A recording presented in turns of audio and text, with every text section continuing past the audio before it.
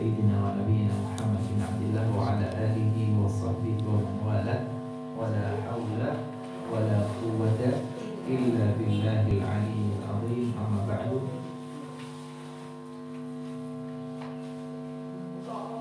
Yang saya hormati, yang saya muliakan,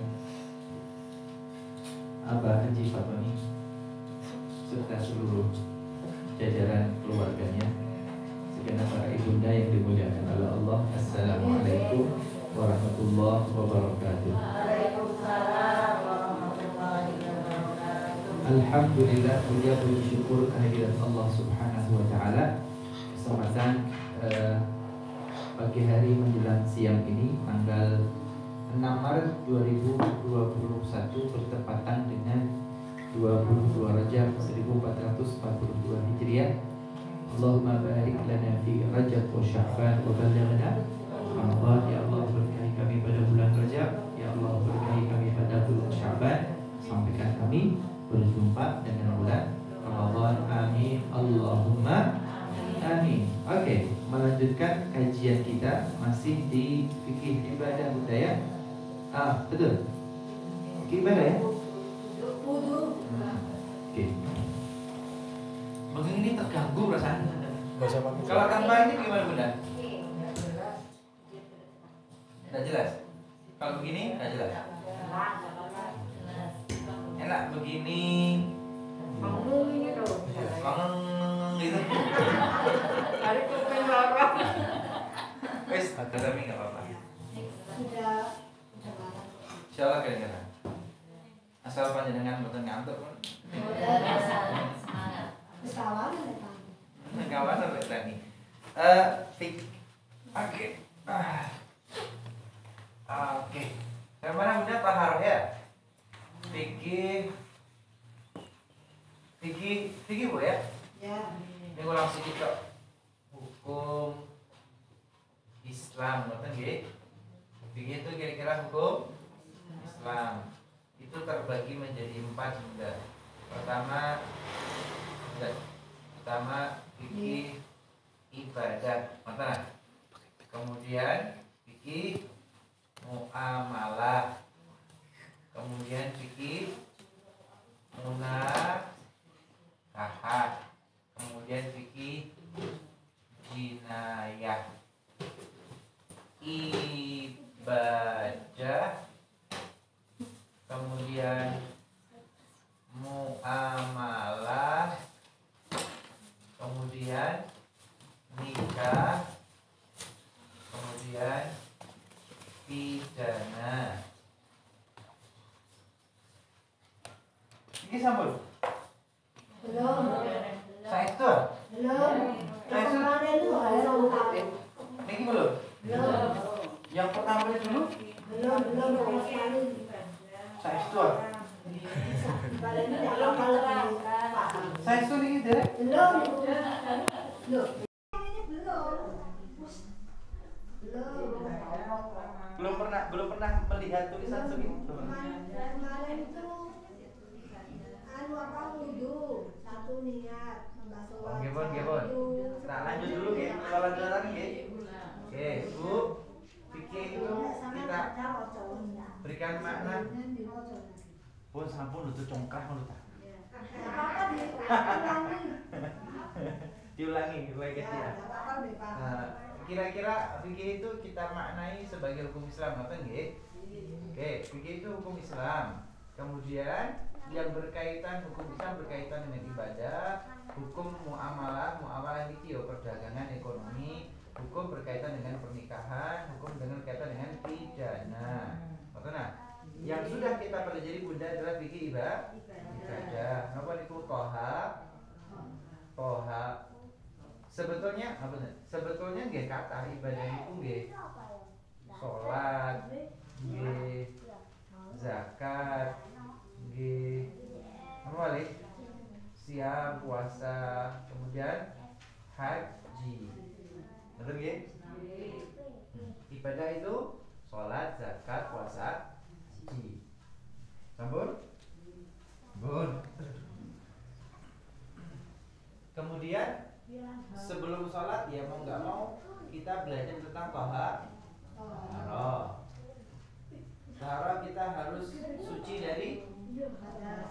suci dari hadas dan suci dari najis. Ngoten nggih? Masih ingat tak? Tidak apa-apa tak diulang sedikit. Ini diulang sedikit supaya ingat. Supaya ingat. Toharoh, bersuci. Suci dari najis dulu atau hadas dulu? Hadas atau najis kemarin? Najis, suci dari hadas. Najis ada berapa, Bu? 3. Apa itu? Ghalabah, kemudian mutawassithah, kemudian khaffafah. Berat, sedang, ringan. Nggih. Hadas ada 2. Besar, akbar, ada asghar. Ngoten nggih? Kemarin yang agak panjang tentang hadas akbar itu tentang haid dan nifas. Kemudian hadas kecil penyebab batalnya wudu. Penyebab batalnya wudu. Lama tenang. Kemudian setelah itu tentang wudu. Tentang wudu bunda ya. Lanjut. Tentang wudu yang sudah kita pelajari. Rukun. Rukun wudu pinten? 6. 1 niat. Kedua wajah. Ketiga 3 tangan sampai siku. Kemudian 4 kepala. Kemudian kaki sampai mata kaki. Kemudian urut atau tertib. Ampun nggih.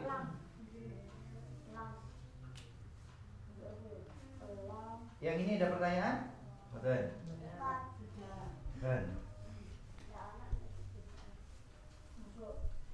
Setelah itu sunnah wudu. Pinten? Pertama basmalah. Kemudian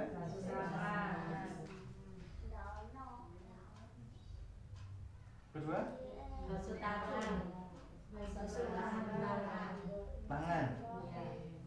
tangan. Kemudian kumur. Kemudian hidung. Kemudian telinga. Kemudian setelah telinga 3 kali. Kemudian hidung doa.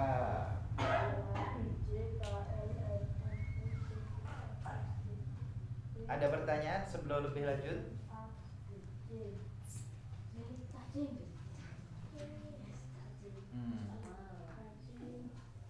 Sabun. Kalau sabun ya sudah, apa mau dipelajari? Ya dibacakan lebih jelas. Sudah berulang-ulang. Oke. Ada rukun, ada sunnah yang selama ini kita amalkan biasanya gabungan bunda ya.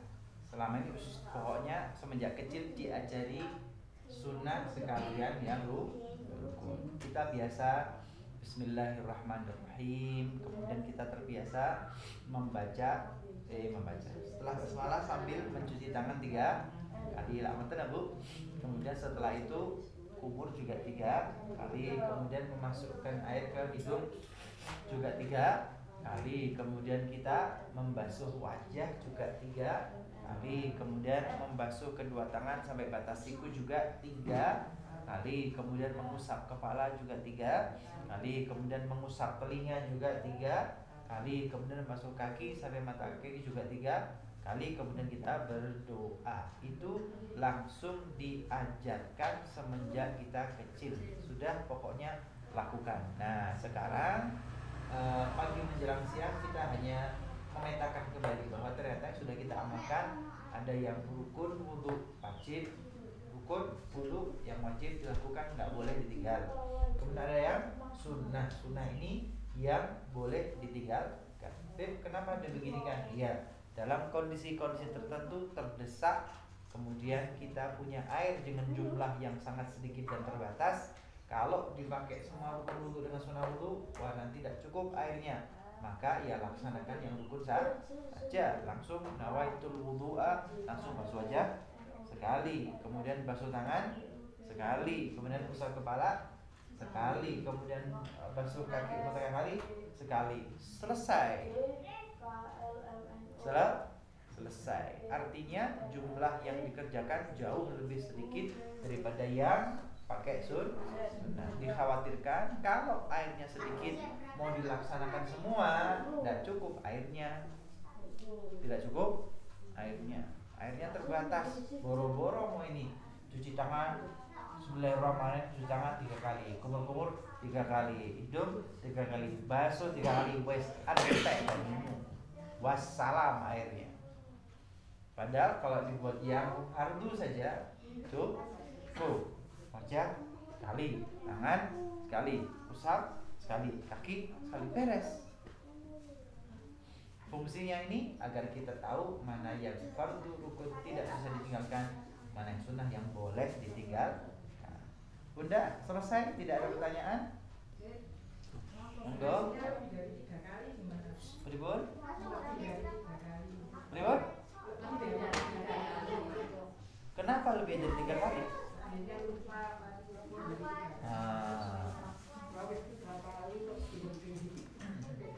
Kenapa lebih dari 3 kali itu ya, Bunda?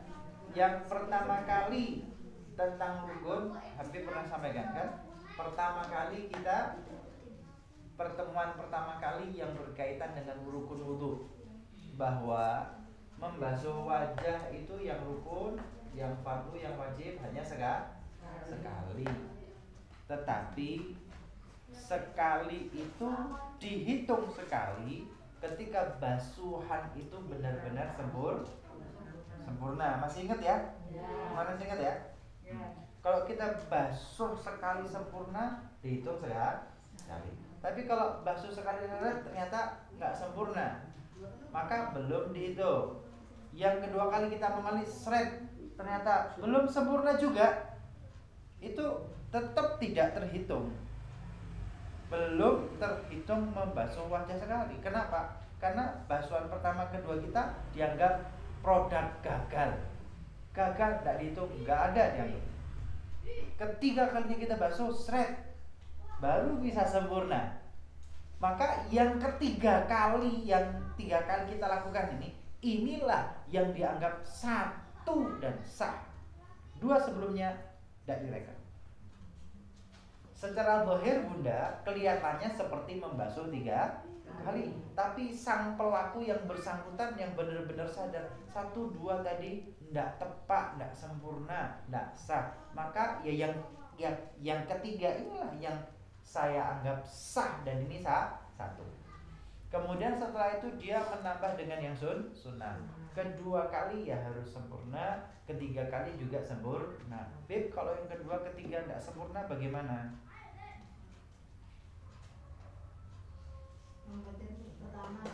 Yang penting pertama sempurna. Yang kedua ketiga tidak pati sempurna, ya dapat sunnahnya, tetapi dengan nilai tidak sempurna. Jelas? Maka yang satu, yang penting pertama sempurna. Yang kedua ketiga, yo harusnya idealnya sempurna. Maka kalau ibu 1 kali sudah sempurna, kemudian 2 dan 3 sunnah, tapi ibu kemudian lupa ini kedua atau ketiga. Oke, kan yang kedua sunnah, yang ketiga juga sunnah. Kemudian sampai 2, 3 ibu lupa ini sudah 3 apa belum? Sudah 3 apa belum gitu ya? Ini ini tambah 1 apa enggak ya?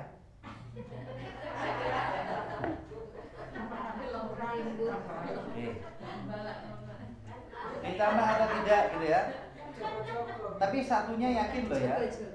Satunya yakin loh ya. Bu, kalau dalam bab wudu ketika satunya sudah yakin, maka jangan ditambah.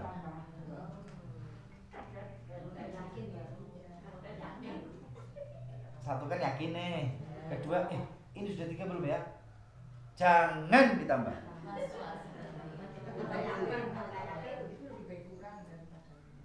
Kalau sholat bagaimana? Allahu Akbar. Ini 3 apa 4 ya? Kalau sholat harus ditambah. Kalau kurang dalam wudu jangan ditambah. Kalau dalam sholat kurang harus ditambah. Kenapa? Kenapa? Menyempurnakan. Duh, sama. Ini sama-sama merasa kurang kok. Wudu saya merasa kurang, kayaknya kurang 1 atau 2 nih. Tapi yang sholat juga kurang 1 rakaat atau 2 nih. Loh, kenapa di wudu jangan ditambah, tapi dalam sholat harus ditambah? Kenapa? Sama-sama merasa kurang. Karena wudu 3 kalinya itu kan hanya sunnah. Karena yang wudu itu yang 2-3 sunnah. Tapi kalau sholat wajib nambah rakaat 1 itu. Kedua kenapa? Ya lengkap.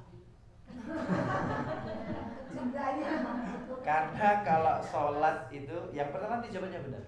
Karena kalau sholat itu rakaat itu adalah kewajiban kita kepada Allah, maka harus ditambah supaya sempurna. Tapi kalau ragu dalam sunnah wudu, maka itu milik kita, bukan hak Allah. Maka yang 1 cukup, yang 2 jangan ditambah. Tuh, kenapa nggak ditambah? Iya, karena urusannya adalah banyu, air, sumber daya alam yang milik seluruh umat manusia.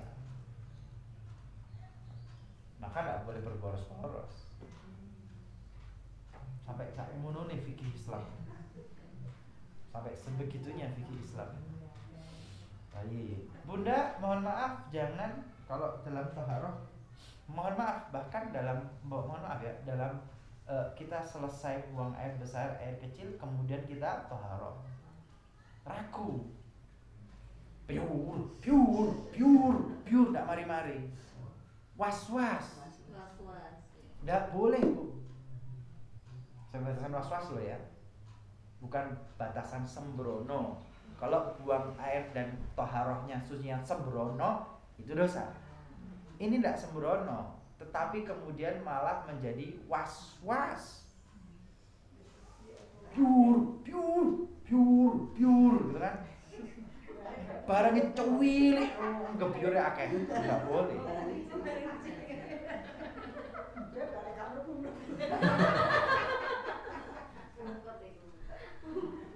Was-was dalam taharah tidak boleh. Ketika Anda sudah membasuh, barangnya hilang, najisnya sudah nggak ada, selesai, stop, keluar dari kamar mandi. Was-wasnya jangan dituruti. Kenapa? Kalau dituruti nanti 1 jam urusan buang air kecil tok. Gara-gara air kecil yang cuman kecil airnya ngabisin banyak kayak mandi janabah. Kenapa? Karena was-was. Begitu pula ibu dengan wudu. Aduh, masih 2, kurang 1 deh, tambah 1. Loh, ini masih 3 ya? Kayaknya 2 deh, tambah 1. Terus ada dibuat lupa, di was-was terus sehingga berulang-ulang. Maka jangan was-was urusan toharoh. Yakin suci, sudah berhati-hati, tidak teledor, lanjut, maju terus, jangan was-was. Saged ditampil Ibu? Saged dipahami? Saged dipahami? Yang seharusnya para ibunda itu was-was adalah urusan duit. Harusnya ketika ada duit, aduh, dikasih oleh suami, harusnya ragu-ragu, ini benar-benar halal nggak ya?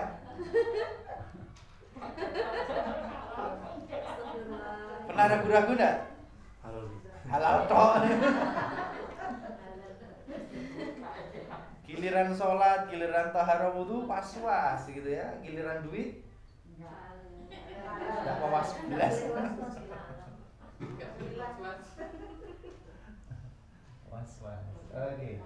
Bunda, ini pengulangan ini sebetulnya kasus yang sering terjadi khususnya tentang tohar.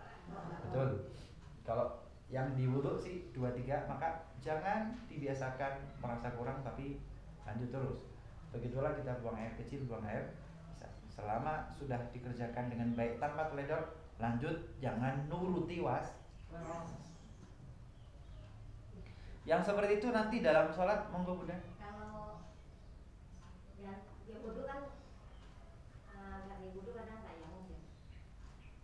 Kalau kita di kereta api Iya. itu kan di mandi tetap ada air. Tapi Iya. baiknya kita tayamum apa yang dimakan Di kereta.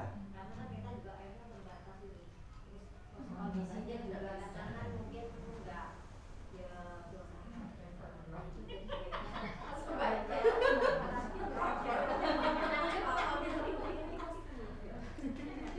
Ya, ya. Ibu bilang kereta ini jadi restorasinya kereta. Perjalanan jauh kan bener ya, perjalanan jauh ya. Naik kereta perjalanan jauh. Katakanlah Malang Jakarta. Kita akan hanya di kereta terus kan. Kalau bus itu mungkin masih turun, masih ke rest area, berhenti di SPBU, kita bisa ngomong sama drivernya kan begitu. Kalau naik kereta kan nggak bisa ngomong sama masinis. Bisa di mana?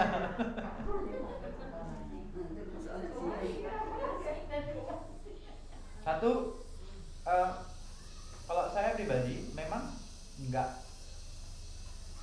kita diperbolehkan tayamum Bunda ketika jumlah air itu terbatas. Ada air bib tapi jumlahnya amat sangat sedikit, kan begitu. Ada air tapi sedikit. Ada air tapi sedikit. Ada air tapi sedikit. Ini pilihan sulit. Ada air tapi sedikit.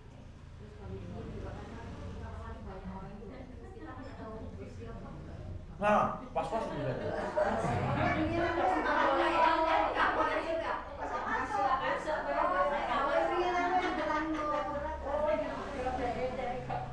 Oke, Bunda, satu, saya ngomong jumlah air terbatas dulu ya. Di kereta jumlah airnya terbatas.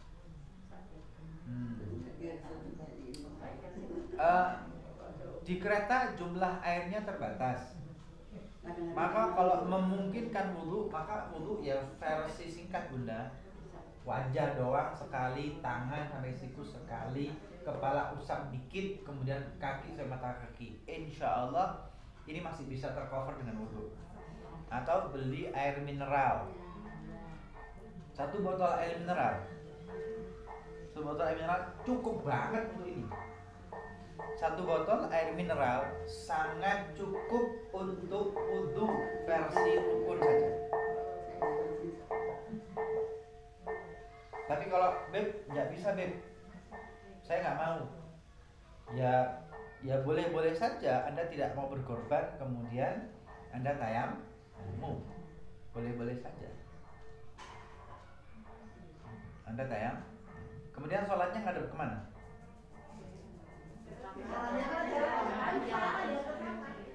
Ketika takbiratul ihram Allahu Akbar harus mustaqbilal qiblati. Ketika Anda takbiratul ihram Allahu Akbar, ini kudu harus mustaqbilal qiblat. Walaupun setelah itu kemudian nggak ngadep nggak apa-apa. Tapi ketika takbiratul ihram harus mustaqbilal qiblat.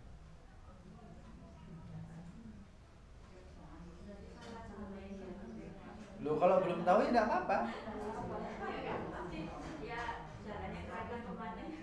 Ya. Ketika takbiratul ihram mustaqbilal qiblah Bunda. Allahu Akbar. Setelah itu Anda berbalik sesuai dengan kereta, silahkan. Tapi ketika takbir Anda harus tanya sama kondektur atau masinisnya, arah kiblatnya mana? Atau aplikasi kan ada sekarang, kompasan ngek terus kan? Ya sudah. Allahu Akbar. Ada kereta ya? Ya, sudah enggak apa-apa. Berarti dia aja ya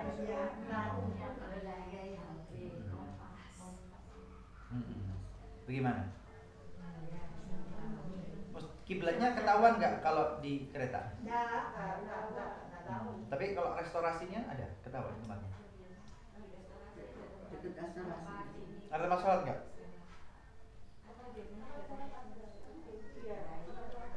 Ada.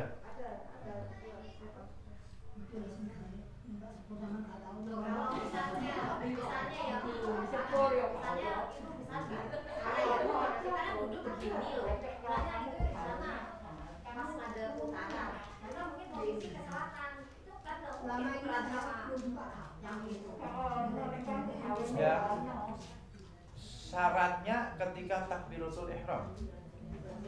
Enggak.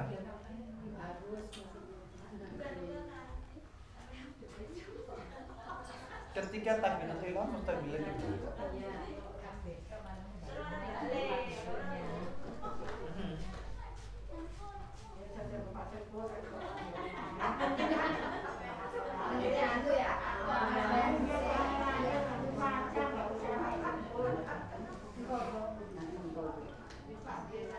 Oke, gue monggo pakai kereta nggak apa-apa, tetapi ada syarat ketentuan tertentu ya.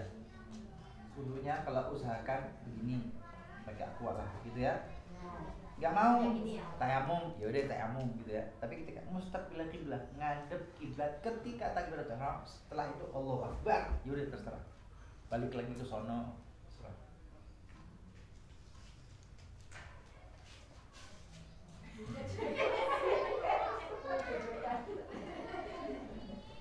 Aku tahu sekarang kalau saya ini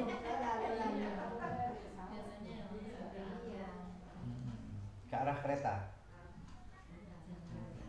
Mustaqbilal Jakarta. Mustaqbilal Malang. Oke, ada pertanyaan lain? Ada pertanyaan lain? Nggak ada, lanjut.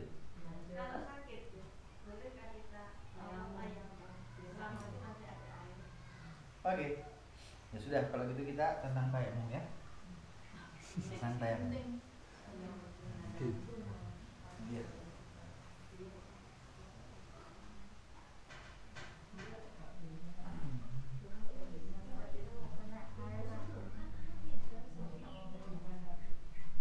Tayamum itu apa sih, Bu?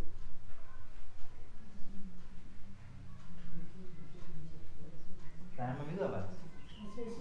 suci tapi jangan ada nama batu. Batu. Apa beras kabel? Sama dibukit. Ada batu. Ya aku babasan.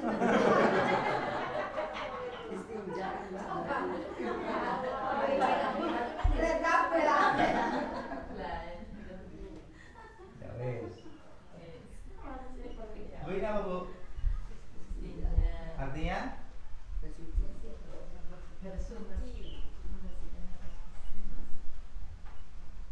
Dari istinja itu artinya bersuci dari najis. Ini pakai air atau tuh.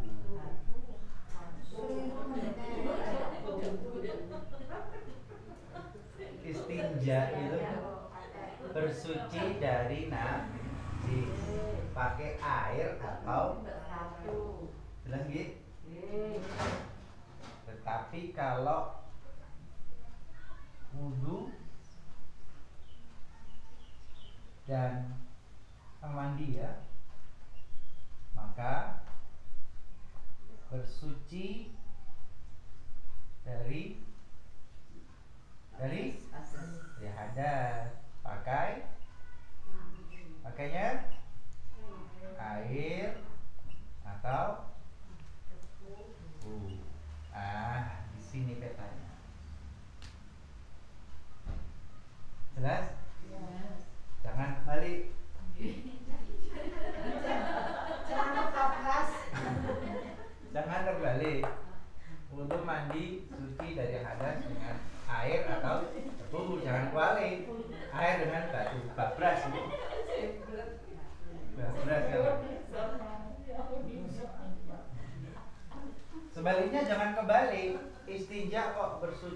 sengaja dengan air atau debu. Mana foto kabeh lah.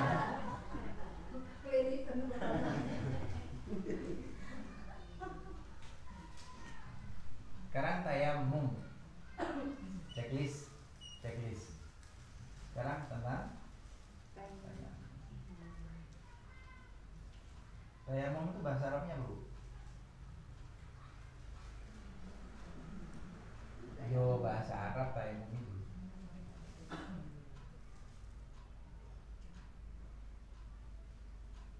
Pakai alif lam di at-tayammum.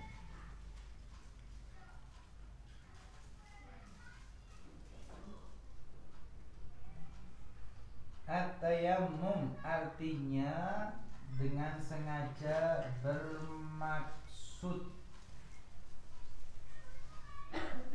menggunakan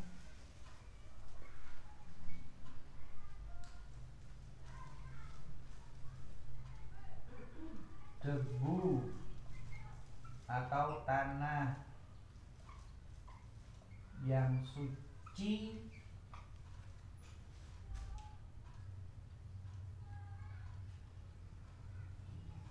sebagai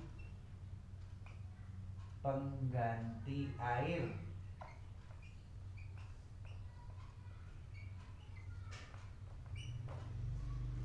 untuk wudhu atau mandi besar.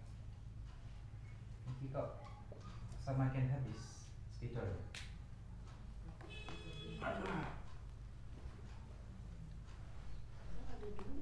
Ada dua. Dari definisi ada pertanyaan?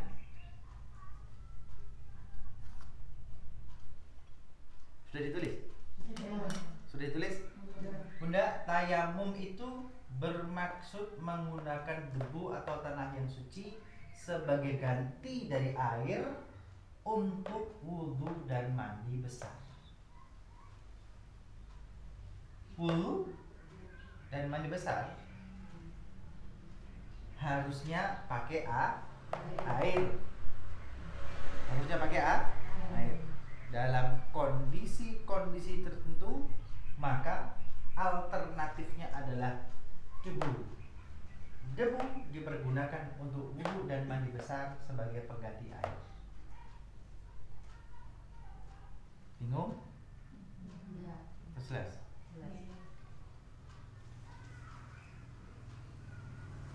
Lanjut.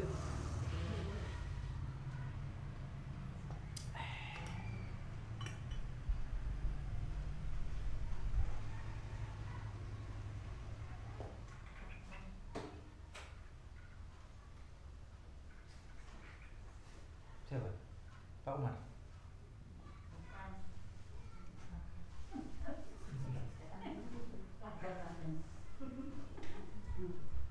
Bunda, kenapa kok pakai debu enggak pakai air? Air enggak ada.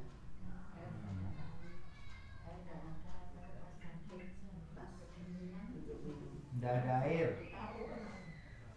Kemudian Ada sedikit untuk minum. sakit. Kemudian apa lagi? Sakit.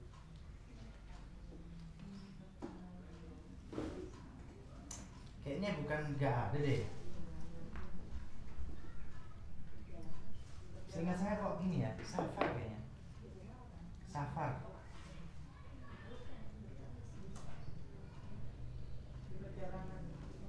Ya, perjalanan, safar perjalanan. Ini nanti jadi pembahasan ya. Yang menyebabkan kita boleh tayamum itu safarnya atau enggak ada airnya.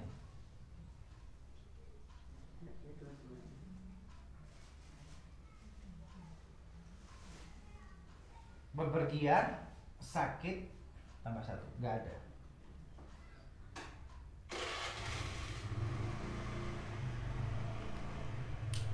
Ketika kita bepergian safar, identiknya memang kemudian nggak ada air di zaman itu. Di zaman itu di zaman itu ketika seseorang safar bepergian, maka jumlah air amat sangat terbatas. Mungkin mereka berbekal di kirbah, nanti dalam perjalanan jauh belum tentu ada oase, belum tentu ada danau, belum tentu ada sumur, sehingga air itu komoditas yang amat sangat mahal. Maka safar di zaman itu identik dengan nggak ada air. Tapi kalau sekarang udah banyak. kalau kita masih di Indonesia, mungkin ya safar kita relatif aman ya. Kita bisa berhenti di masjid-masjid sepanjang jalan yang ada di Pantura atau pantai selatan. Kita masuk tol pun rest area pasti ada air dan pasti ada tempat sholat. Insya Allah kalau Indonesia aman ya. Bunda, kalau kita bepergian ke negeri-negeri, ke negara-negara non muslim, angelan itu.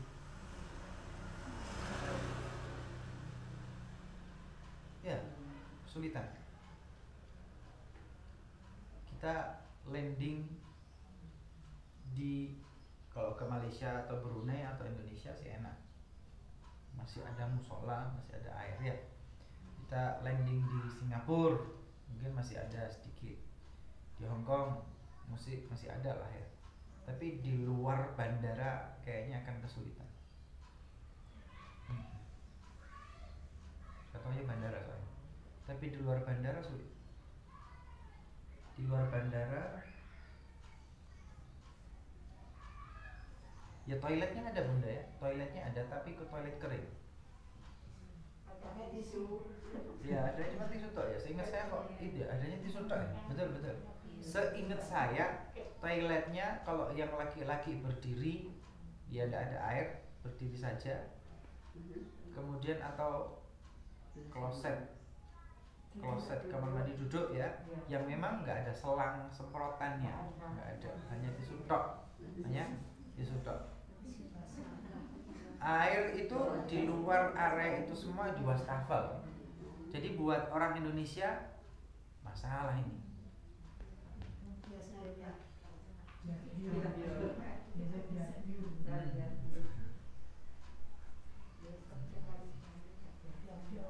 Kalau saya sih terus bawa saya terus waktu itu beli air mineral sudah.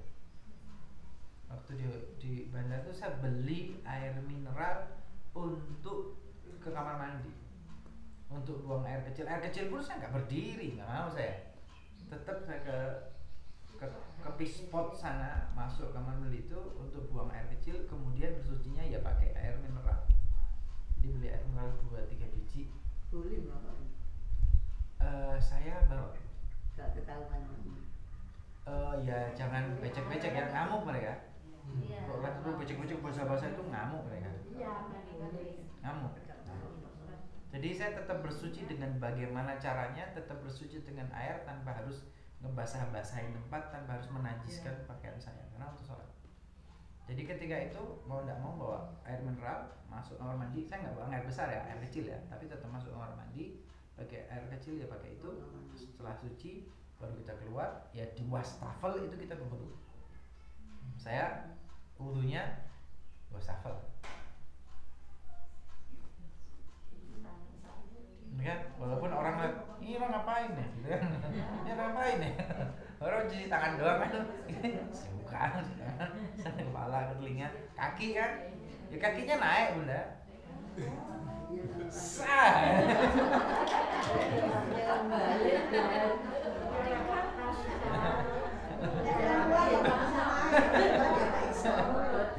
Ya nah, saya naik gitu ya. Wah, barbar ini.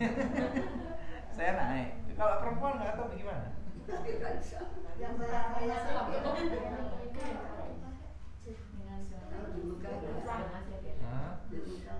Ya gimana caranya Bunda? Ya botol tadi isi ulang aja, terus masuk ke kamar mandi untuk sekedar cuci tangan. Nah kondisi seperti ini kan kita baru sadar, betapa pentingnya kita mengenal rukun wudu tok. Coba cuci tangan 3 kali.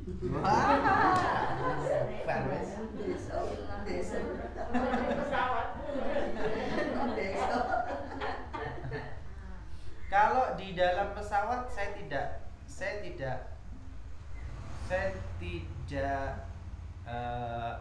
ya kalau mau berwudu ya tetap porsinya kecil banget ya, dan airnya amat sangat terbatas ya. Kalau wudu di dalam pesawat, buang air kecil di pesawat juga repot.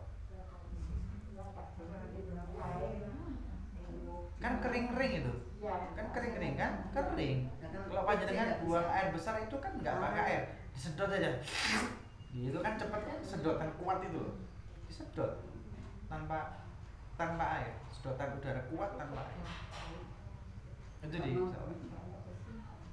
Kalau pesawat apalagi akan mengudara, saya sangat sarankan jangan berbecek-becek basah-basah sampai jarur-jarur langit.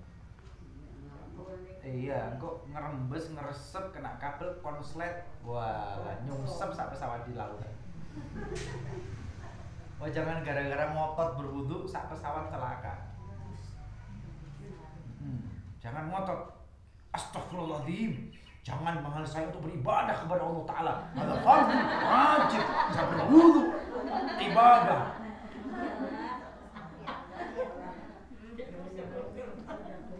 Iya ibadah, wudu ibadah, sholat ibadah. Tapi kalau Anda lantas berbasah-basah, basahnya sampai ke bawah, ngeresep-ngeresep ke bawah, kena badan pesawat, kena kabel, kena itu, nyungsep sak pesawat.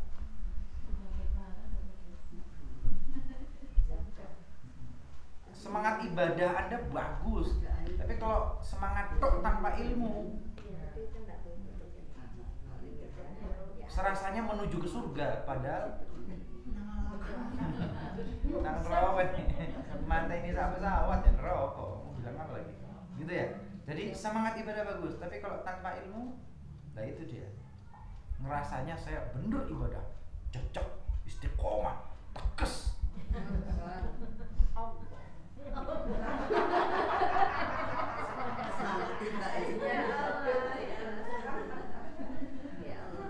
Kalau nggak dibarengi dengan ilmu, tanpa kajian ilmu apa? Baik, ini kenapa sampai ke situ? Safar gitu ya. Kalau safar kita di Indonesia, alhamdulillah, insya Allah relatif aman lah. Tempat-tempat insya Allah banyak. Andai kata nggak ada ya kita masih bisa beli air mineral kan, nggak mahal kalau Indonesia berapa aja. Kalau sekedar wudu yang fardu, insya Allah bisa, gitu ya. Insya Allah bisa. Safar di masa dahulu identik dengan nggak ada air. Safar itu identik dengan tidak ada air. Tapi kalau di Indonesia mungkin ada air. Hanya kita perlu hati-hati safar di tempat-tempat yang non muslim. Tapi selama sepengalaman saya, kalau Kuala Lumpur ya tetap tiap terminal ada musola, ada tempat duduk, no problem, negara muslim ya. Indonesia juga tetap ada tempat duduk, tempat sholat ada. Brunei Darussalam, wah lebih jos lagi. Brunei lebih bagus, lebih rapi, lebih indah. Ini saya salut. Brunei itu jadi tempatnya besar dan luas. Ruangan utama untuk sholat. Kemudian sampingnya ada ruangan untuk melepas sepatu dan sandal. Kemudian di situ nanti ada alas kaki atau kayak kelompen yang itu memang untuk di tempat wudhu, untuk kamar mandi, untuk ke daerah-daerah situ. Jadi alas kaki Anda, sepatu Anda aman. Tapi Anda kesana kemari, tempat wudhunya bagus, kamar mandinya bagus, sesuai syariat Islam, dan Anda pakai alas kaki milik Anda. Itu saya benar-benar ini tepat ngaturnya. Artinya desainer gitu ya, desainer bandara ini ngerti ibadah, ngerti sholat, ngerti toharoh. Jadi dipisahkan antara ini kamar mandi paling ujung, sampingnya adalah untuk berwudu, samping lagi ruangan untuk alas kaki. Dan mereka sediakan alas kaki banyak. Jadi sepatu kita, alas kaki kita ditaruh, pakai alas kakinya situ. Jadi kesana kemari pakai alas kaki mereka, ke tempat sholat beres, kembali lagi pakai. Wah itu cocok ya. Ini ya. Jadi tempat sholat yang mengesankan sepanjang hidup saya itu. Kalau di Hong Kong di setiap terminal saya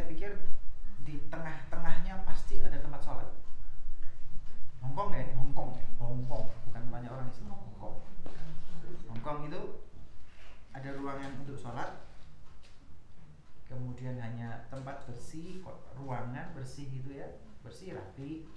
Nah, kemudian ada tanda penanda kiblat, kemudian ada satu selang untuk berwudu dan ada tempat duduknya.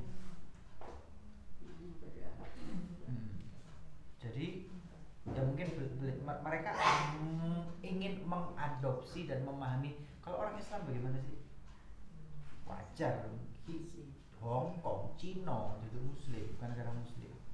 Jadi kalau mereka kemudian beradaptasi ingin mengakomodasi orang Islam yang di situ juga sudah baik sekali lah. Ketika kedatangan juga ada ruangan untuk sholat, kita keberangkatan juga ada tempat sholat, ada sejadah, ada ruku, ada sejadah, ada arah kiblat, alas kaki nggak ada, tempat wudhunya ada satu selang, tempat tidur dan otomatis. Jadi kalau gini waktu baju ini kita pedek langsung mati, kita gini lagi waktu baju ini kita gini kan sensor itu kayaknya nice ini menghemat air banyak, ini menghemat air. Mereka nggak bilang masjid atau musola, tapi apa prayer room ya, nggak terus masjid atau musola atau tanda gambar masjid, enggak. Tapi gambarnya gambar orang nunduk itu loh, gambar orang nunduk itu namanya prayer room atau apa? Jadi awalnya juga kita nggak tahu tulisan masjid juga gitu ya, terus masjid musola itu nggak ada, atau mosque gitu lah, nggak ada. Adanya praying room, wiki ya. Kita masuk, ternyata iya. Nggak tahu kan? Artinya ya alhamdulillah kita. Artinya alhamdulillah kalau kita ada keinginan beribadah ya ternyata ada jalannya gitu ya. Ada jalannya. Oke. Bunda, safar itu identik dengan tidak ada air, walaupun di zaman sekarang mungkin ya relatif tidak seperti zaman dulu. Tetapi andai kata memang benar-benar kita tidak ada air, kita punya jalan menggantikan air dengan debu, yaitu tayamum. Kedua, sakit. Ada sakit-sakit tertentu yang tidak boleh kena air. Yang bergustau tayamum sih teman-teman. Kecelakaan itu Oh, sakit apa? Ini greges meriang. Oh, sudah mundur ya. Ya, penyakit kalimatnya adalah penyakit apa sih yang tidak boleh, yang diperbolehkan pakai debu? Penyakit sakit yang kalau dia kena air maka akan menyebabkan kematian. Greges wudhu mati. Tentang kademen. Pakai banyu hangat, Bu. Luka.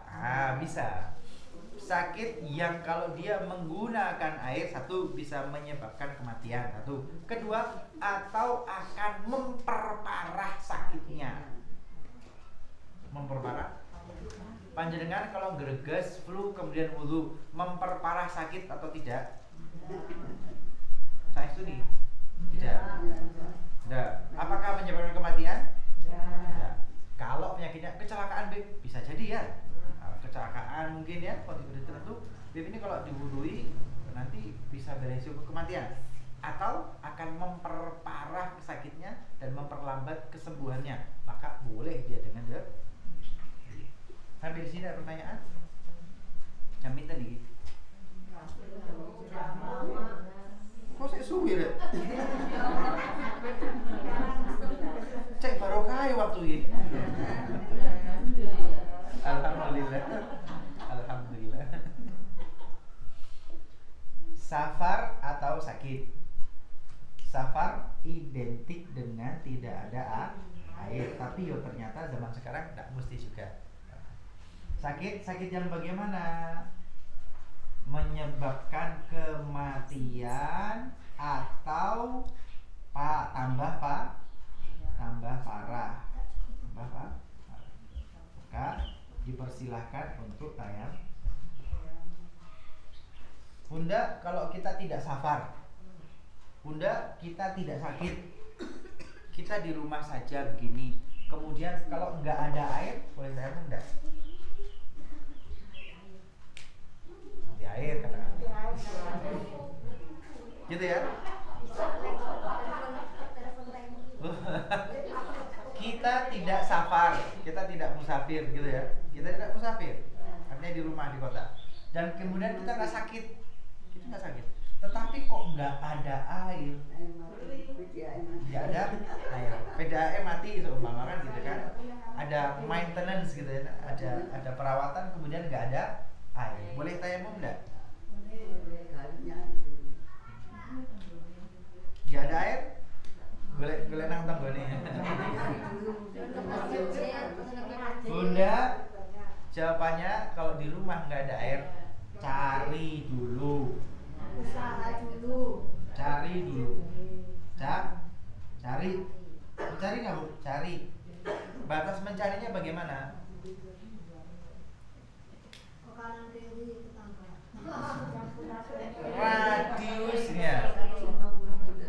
Radius 40 rumah.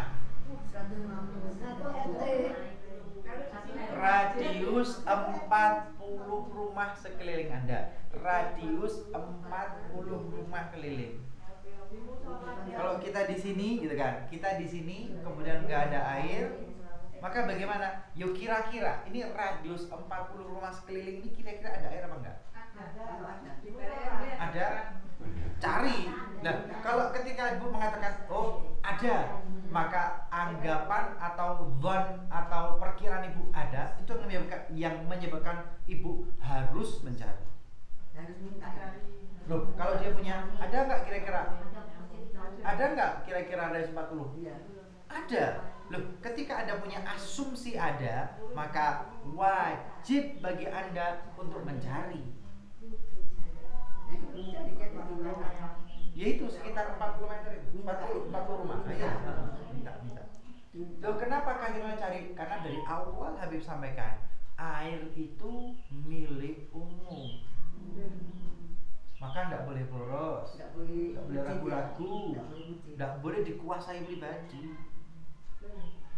Anda punya hak, ini air saya, betul. Anda punya hak pakai untuk diri Anda dan keluarga, tapi sisanya harus dibagikan.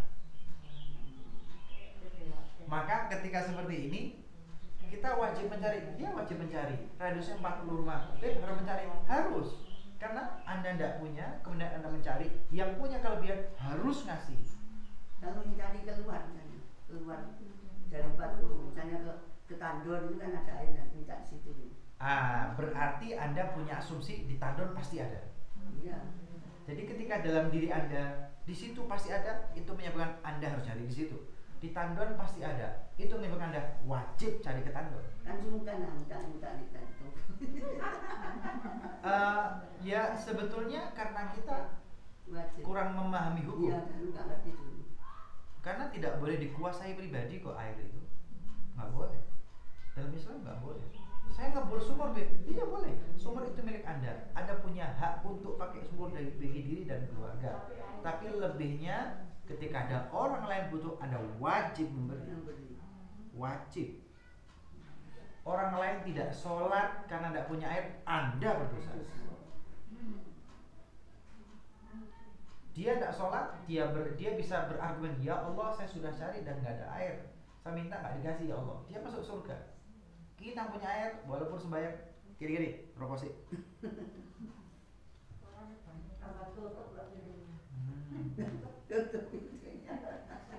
Tambah itu.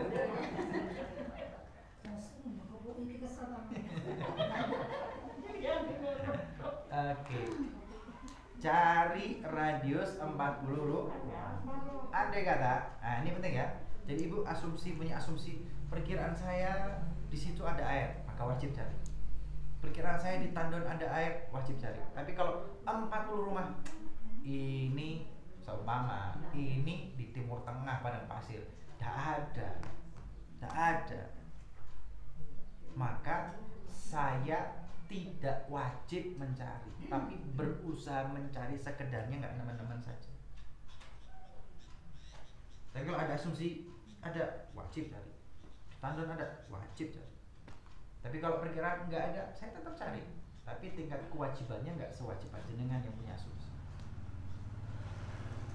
Nyari BI kali aja mungkin enggak sing nutut itu dibuka dibuka lawannya. Biasanya yang mencari punya saudara.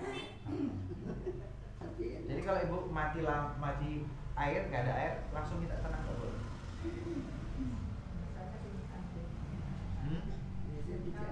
Tapi kalau yang tahu hukum ini mungkin ditawarkan ya. Oh iya, yang tahu hukum. Kan sudah ngajinya malah. Loh iya.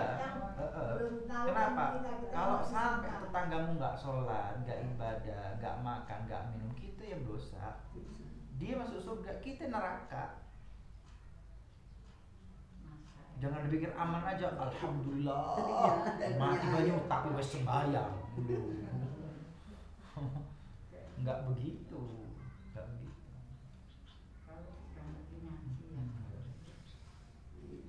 Oke. Saya dulu minta tangga sebelah. Ini kok terdiam semua? Sendiri. Kok jadi terdiam semua? Oke. Tentang penyebab ini ya. Beb, kapan kita boleh tayamum? Ketika dalam safar, kemudian kita sakit dan tidak ada air. 1, 2, 3 ini adalah penyebab kita boleh tayamum. Sakit itu artinya air melimpah. Air melimpah, Beb, tapi saya sakit. Kalau sakitnya membuat dia semakin parah, nggak sembuh-sembuh, atau menganggap kematian, walaupun airnya membludak, tapi kan nggak boleh air, ya sudah saya.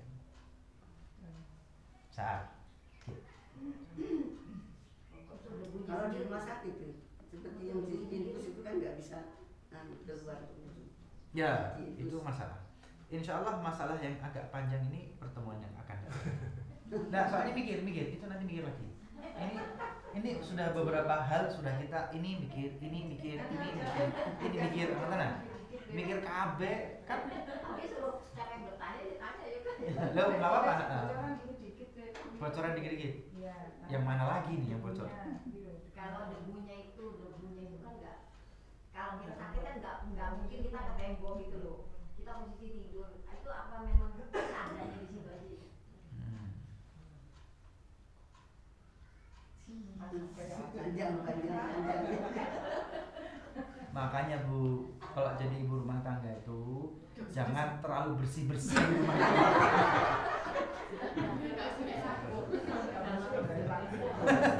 Kalau sama lampu rusuh-rusuh, ya nanti buat tayamum lah apa? Bukan di rumah sakit, di rumah sakit. Di rumah sakit ya. Bersih. Ya, kalau rumah sakit ya, sus minta tolong carikan debu dan tanah buat saya bangun. Buat sendiri boleh. Buat sendiri boleh. Iya, kalau anggap aja ada debunya. Tembok ini ada debunya kan nih? Jarang. Ada debunya kan nih? Enggak. Itu kan kayak Ada debunya nggak? Ada nggak? Ayo coba digerayangi kocok-kocok debu. Ada debunya nggak? Coba saya dulu. Pertanyaan ibu-ibu, ada? Ya selama itu ada maka ya boleh. Ada tapi nggak kelihatan. Boleh. Pernah ngalami apa? Pas operasi itu kan nggak boleh turun. Kemudian? Waktu duhur, waktu angkat ngalang-ngalang itu ya saya Tembok di mana? Di rumah atau di rumah sakit. Di rumah sakit? Ya waktu itu operasi. Ada ya? Ya. Kalau hormat waktu nggak boleh. Hormat waktu itu enggak sholat Bunda. Hormat itu hanya menghormati ini waktu zuhur, ini waktu asar gitu kan. Tapi kan pada akhirnya nanti qadha lagi kan. Artinya yang kamu lakukan itu Yang sampai parah itu. ya tetap tidak sah. Hanya Tidak menghormati. sah tapi kan sudah. Ya sekedar mengingat bahwa ini waktu sholat dan saya tidak lalai. Tapi kekuatan hukumnya ya nggak ada gitu ya, karena harus mengqadha. Rumah sakit itu kan harus. Ya makanya sholat itu boleh tayamum, boleh dengan duduk, boleh rebahan, boleh dengan isyarat, tetapi tidak ditinggalkan.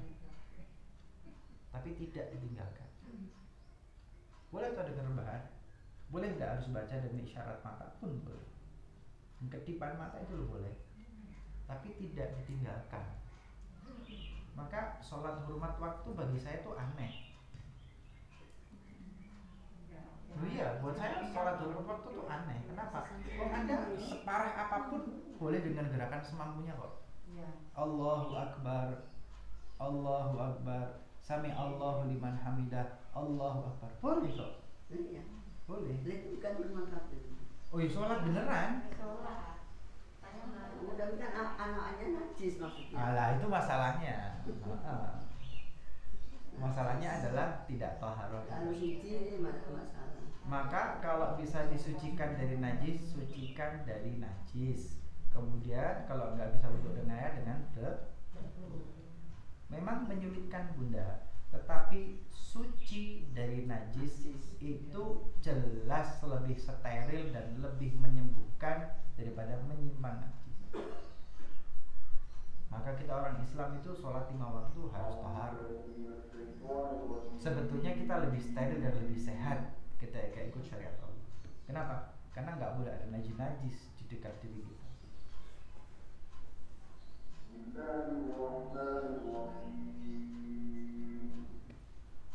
Sulit, tetapi ya insya Allah ada jalan. Di rumah sakit kan ya sulit ya. Sulit sekali. Sulit memang. Apalagi kalau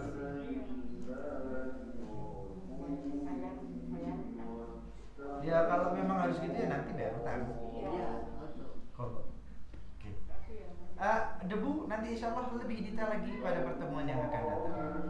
Bunda nanti tentang yang infus dan chips dan lain sebagainya, insya Allah Sabtu yang akan datang. Semoga semuanya diberikan banyak umur, diberikan sehatul afiat, dijauhkan dari bala, dijauhkan dari musibah, dijauhkan dari penyakit, segala hajat-hajatnya dikabulkan oleh Allah Subhanahu wa ta'ala, keluarganya, anak-anaknya, cucu-cicitnya, semuanya dijadikan sebagai anak-anak yang soleh, solehah, berbakti kedua orang tuanya dan keluarganya, menjadikan keluarga yang sakinah, mawaddah, warahmah, wa likulli niyyah salihah, wa ila hadratin Nabi Muhammad sallallahu alaihi wasallam bi barakatil Fatihah. Alhamdulillahirrahmanirrahim.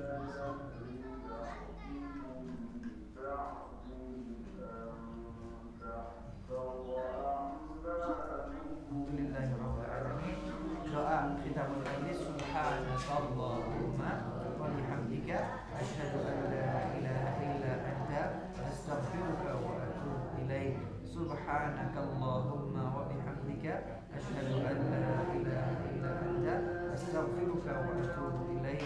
Subhanakallahumma wa bihamdika asyhadu an la ilaha illa anta astaghfiruka wa atubu ilaik. Subhana rabbika rabbil izzati amma yasifun wa salamun alal mursalin walhamdulillah.